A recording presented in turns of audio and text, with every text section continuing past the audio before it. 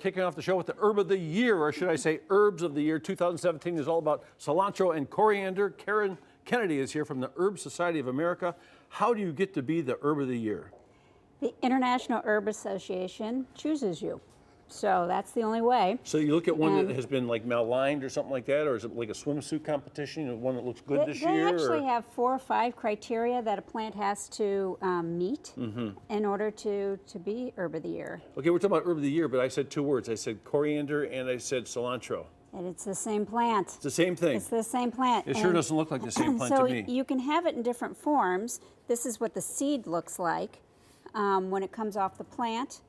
And the best way to have that is to crush it or grind it, and then it looks powdered, and that's typically how you use it. So what? So like, you crush it up a little bit. You can crush it with a bowl, the back of a spoon, a mortar and pestle. Oh yeah, it smells pretty good. It's got almost got a little peppery quality to it. It's a little peppery, little citrusy, little nutty.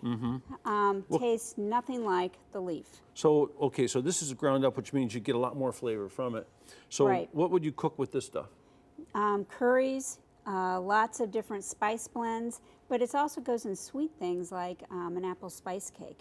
Ah. So, or apple cobbler. So it gives you that little spark, and you can't really figure out what that spark is. Yes. That's one of those kind of herbs. It's a wonderful herb, and it's one that has been popular since medieval times. It's been used forever, both medicinally and of course, for cooking. I see it in Mexico. Sometimes they add that to certain dishes, and sometimes even chili. Right, right. It's another one of those plants that you can add all sorts of things to. What's this gabagoo? Well, so when you talk about cilantro, the leaf portion, and people will sometimes say, but I can't keep it fresh in my kitchen. You can preserve it, and you can take the leftovers and make your own, or you can buy it in a paste form, which uses organic cilantro, organic canola oil, and preserves it for you. Would you use olive oil also? You or could. Flavor too much, I think. If you're making it for yourself, what I'll do is either use water or use oil, and you can freeze it in like a little herb tray. A lot of places are selling those, or an ice cube tray. Freeze it, and then when you're ready to use it, you can pop it into a soup or a stew. Now, I know some people put this into the category like rosemary. Either you like it or you don't like it. And they almost say it's almost like a genetic kind of thing. Right. So I think there's 3 things at work. Either you are genetically predisposed to not like cilantro. It tastes like soap. And that's probably never going to change. If you use it too much, it always tastes like that. But I found I didn't like it in the beginning, but then when you put just the right amount. Right. So over time, and I don't know about you, I didn't grow up with cilantro. It's something that I was exposed to later on, and it's become more popular since we've started cooking much more different flavors. Lots of different ethnic foods are becoming more popular across everybody. I find cooking with cilantro too, if you put it at the very end so you really don't cook it much, you get more of that fresh flavor from it. Right, and the flavor deepens the more you cook it. So that would change it a lot too. Right. Yeah. So people will ask oftentimes, how do you prepare it?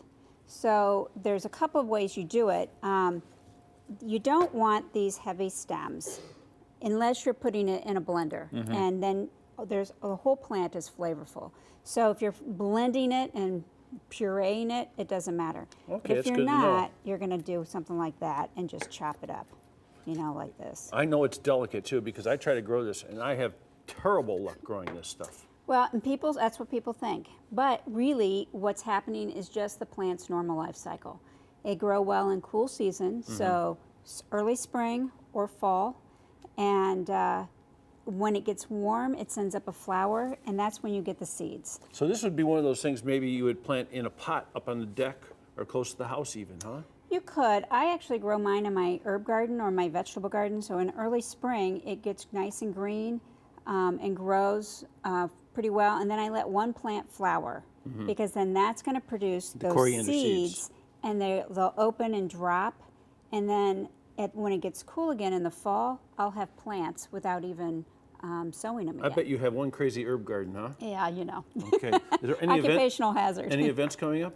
Lots of events coming up. We have a great conference coming up in Little Rock this year, so people can check our website for that.